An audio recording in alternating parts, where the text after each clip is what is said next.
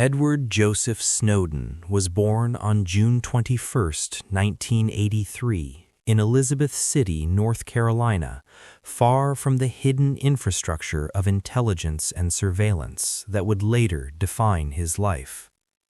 From an early age, Snowden showed an unusual interest in computers, not as entertainment but as systems of control and communication. As a teenager, he taught himself programming, networking, and basic cybersecurity. He explored operating systems, encryption, and the structure of the Internet, driven by curiosity rather than rebellion. To Snowden, information represented power, and understanding digital systems meant understanding modern authority. After the attacks of September 11, 2001, Snowden felt compelled to serve his country. In 2003, he enlisted in U.S. Army Reserves with the ambition of joining the Special Forces. He believed national security was a moral duty. However, a serious injury during training abruptly ended his military career.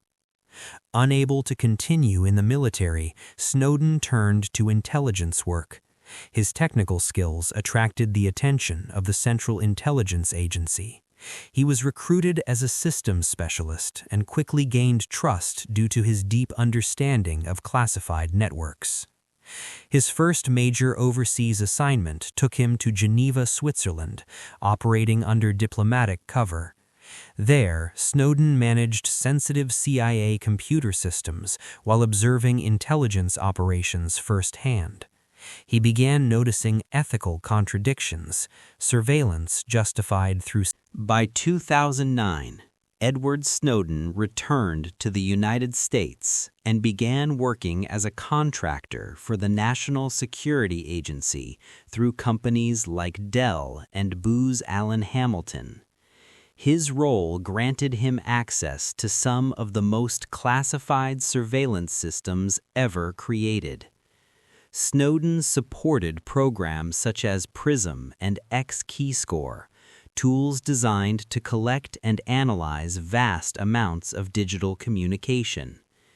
PRISM enabled access to data from major technology companies, while X-Keyscore allowed real-time monitoring of online activity across the globe.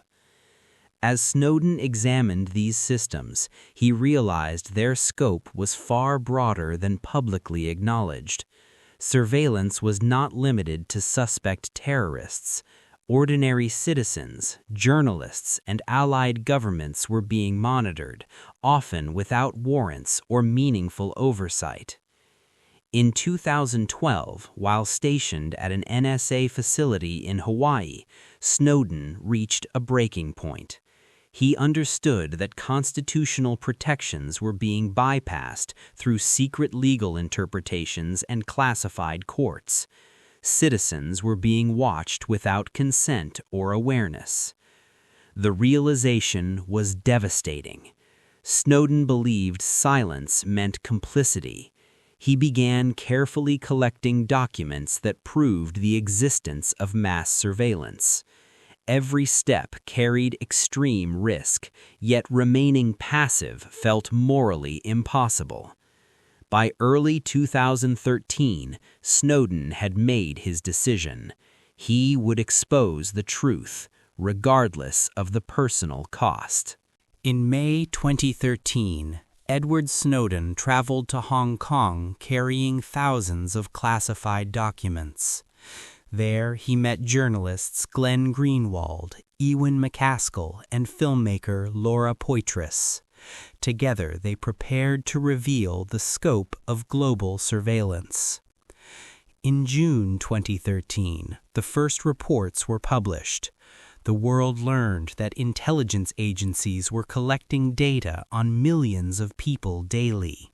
The revelations caused international outrage. Snowden was charged under the Espionage Act and labeled a traitor by U.S. officials. Seeking asylum, Snowden attempted to travel to Latin America. During transit, his U.S. passport was revoked, trapping him in Moscow's Sheremetyevo airport. After weeks in legal limbo, he was granted temporary asylum in Russia. Life in exile came at a heavy cost. Snowden was separated from his family and homeland, yet his actions reshaped the global debate on privacy. Governments faced scrutiny, technology companies strengthened encryption, and citizens became aware of mass surveillance. Snowden continued advocating for digital rights through encrypted communication and remote appearances. He later received permanent residency in Russia, though he remains unable to return to the United States. Edward Snowden's story is one of conscience. He exposed a hidden system of power and forced the world to confront the cost of security without transparency. His legacy endures as a warning in the digital age.